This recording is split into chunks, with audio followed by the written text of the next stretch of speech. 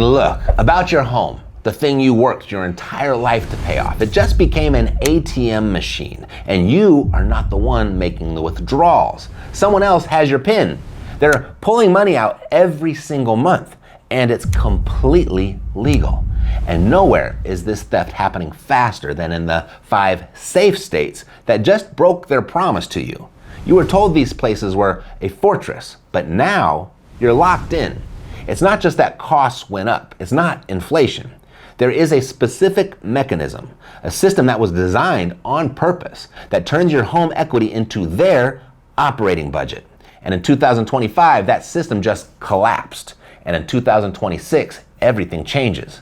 Florida homeowners, for example, are now paying $27,000 a year just to keep their doors open. And I'm not talking about a mortgage. I'm not talking about renovations. I'm talking about the hidden tax, insurance, property taxes, and maintenance that is currently eating 37% of the median household income in the Sunshine State.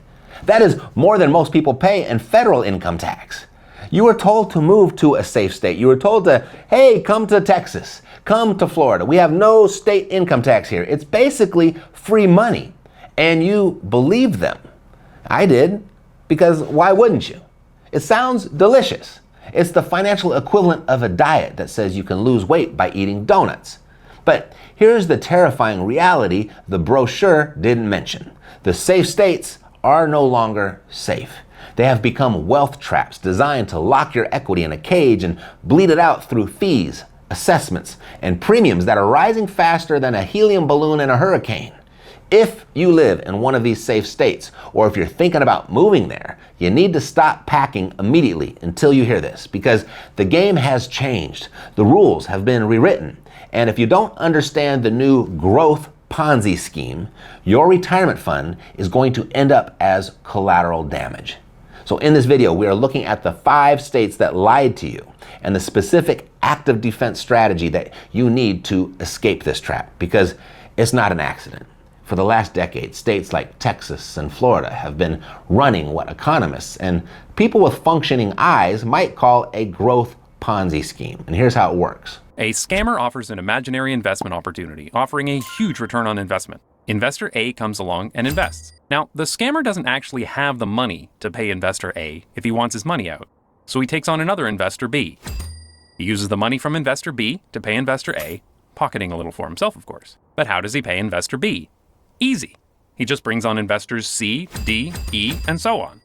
These states don't tax your income, which makes them look like heroes, but they still need to pay for roads, police, and the oddly specific number of golf course sprinklers they require. So how do they pay the bills? They pay it through growth. As long as new people keep moving in, buying houses, and driving up property values, the local government gets more tax revenue without technically raising the tax rate. The new guy pays for the old guy. It's a beautiful system until the music stops. And in 2024 and 25, thanks to interest rates that shot up faster than a teenager's insurance premiums, the music didn't just stop. The DJ packed up his equipment, went home, and set the building on fire. Migration is slowing down. Development is stalling. But the bills for the state, they're still due. So what do? Well, they can't implement a state income tax. That would be political suicide. They would be chased out of town by a mob of angry retirees wielding pickleball rackets. So instead, they turn the dials they can turn. They uncap property assessments. They let insurance companies gouge you to cover their own incompetence. They turn your home, your sanctuary, into a cash register that they can raid whenever they're short on cash. You didn't escape taxes, you just deferred them. And now the bill is coming due. So let's look at the receipts. State number 1, Florida, the insurance death spiral. This is the state that looks like a gun and is currently holding one to your wallet. You've heard insurance is high, but you don't know the half of it. Citizens Property Insurance, the state-run insurer of last resort, recently dropped rates for 2025. Yay, right? No, because it's a lie. That drop comes after premiums hit an average of $5,376 a year, which is 148% higher than the national average. But here's the nightmare scenario. If a major storm hits, and let's be honest, it's Florida, the state-run safety net has already been declared not solvent by the governor himself. Do you know what happens then? The surcharge. Even if your house doesn't get a scratch, even if you don't file a claim, you will be forced to pay a surcharge on your policy to bail out the people whose homes are underwater. You aren't buying insurance, you're buying a mandatory subscription to socialize the losses of millionaires with beach houses. It is a wealth transfer from the inland middle class to the coastal elite. State number 2, Texas, the reassessment trap. The land of freedom and brisket. Texans love to brag about no income tax, but have you looked at your property tax bill lately? It looks like a ransom note. Here's the dirty secret. Texas is entering the catch-up years, because for years, assessed values lagged behind market prices. But now, counties like Fort Bend are warning that 24 and 25 were the years they started closing the gap. They saw 10% jumps in taxable value instantly. And it gets worse. A new law, House Bill 2786, mandates annual reappraisal starting in 2026 for big counties. That means no more breathing room. Every single year, the tax man is going to walk around your house, look at your new fence and say, "That's nice, pay me." The median home price in Texas rose nearly 39% in 4 years. That $100,000 homestead exemption they voted for, it barely covers 1 year of inflation. You are renting your land from the government, and the landlord just jacked up the rent. And listen, while we are on the topic of Texas assessors and Florida bureaucrats, you need to understand the dynamic here. They are doing this because they think you are weak. They think you are a passive consumer. You see, when the county assessor sends you a bogus valuation, or a rogue HOA fines you for having the wrong color mulch, or a debt collector harasses you over a bill you don't owe, they count on you doing nothing. They count on you being too afraid or too broke to hire a lawyer. That is why you have to change the power dynamic. That is why I tell people to check out bullyproofmylife.com. This is your legal force field. Instead of arguing with these agencies on your own, you hand the problem to a law firm that you have on retainer for a small monthly fee.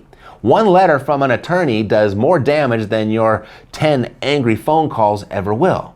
You see, when the HOA or the county realizes you have actual legal counsel backing you up, they stop treating you like a victim and start treating you like a threat.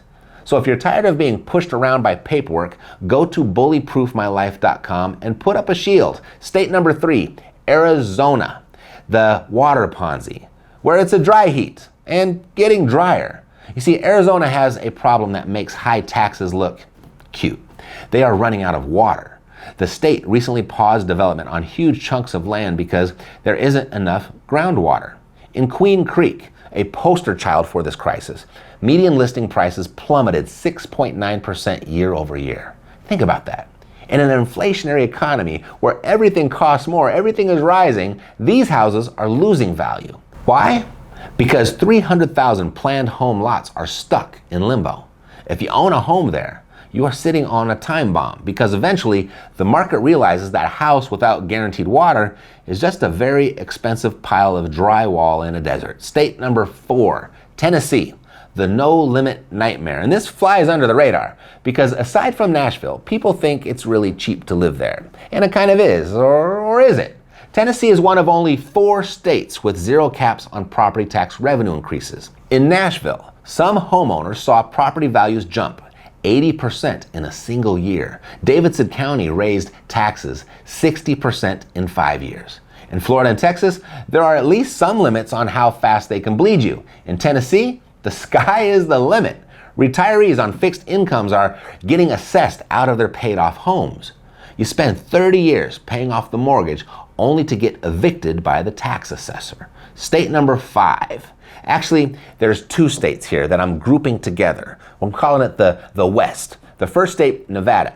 They have what the Sparks mayor calls the most regressive property tax system in America. A $2.5 million mansion pays a lower tax rate than a brand new $500,000 starter home. They are actively penalizing the middle class to subsidize the wealthy. The second state here in the West, Montana. They just decided to solve their budget crisis by nuking second homeowners. You see, starting in 2026, second homes face a 68% tax increase. Look, if you're sitting there feeling tight in the chest, hearing these numbers, you're not crazy. You really aren't. I see it too. We are being gaslit by the spreadsheet economy. We turn on the news, they tell us inflation is cooling, they tell us the economy is strong, but the bank accounts, they tell us all a different story, don't they? Now, if you decide to move, you need to know the strategy. We need to pivot from passive victim to active defense. Here is the 3-tier escape plan to break out of this wealth trap. Tier number 1, the geographic reposition. This is for homeowners. If you are trapped in a high-cost state, you need to calculate your total carrying cost. If that number is more than 15% of your gross income, you are in the danger zone. You need to look at the actual safe havens, states where the government isn't underwater, like the Carolinas. Property taxes are low, insurance is manageable. Alabama and Louisiana, they have homestead exemptions that shield the first $75,000 of value. They are practically paying you to live there. In Ohio, you can buy a castle in Ohio for the price of a parking space in Miami. So stop looking for no income tax. Don't look at that exclusively. That's what I did when I moved to Nevada. And if I had to do it all over again, I'd look for low carrying cost states. That is the metric that really matters. Tier number 2, inflation arbitrage. And this is for investors. If you're an investor, stop chasing the appreciation. It's the bonus. It's the icing. You want the cake. And the cake is cash flow. So you need to be in markets like Indiana, Alabama, the Carolinas, or Georgia, where the rents can cover the mortgage, the insurance, the taxes, and still put $300 a month in your pocket. We call this inflation arbitrage, and I put together some free information for you at inflationdefense.com. But this is where we use the bank's money, the debt, as a shield against inflation, while the tenant pays off the loan. It's a time machine for your wealth. Now, tier 3, legal shielding for the active defense. Now, this is what the top 1% do, and this is the part few talk about. You see, if you have assets, a home, a retirement account, a rental, you are a target. The elite do not own things in their own name. They use a structure that looks like this. The Wyoming LLC, this provides anonymity. The Asset Protection Trust, this is the Iron Dome of finance. This isn't just for billionaires either. This is privacy shielding, and anyone can do it. It keeps the state out of your business. It keeps creditors away from your home, and it prevents your assets from being frozen if you get sued. And that's why I pulled this video out here for you to watch next, because 2025 was the inflection point. The growth Ponzi, it's collapsed. And when a government gets desperate for cash, they don't ask for it nicely. They take it.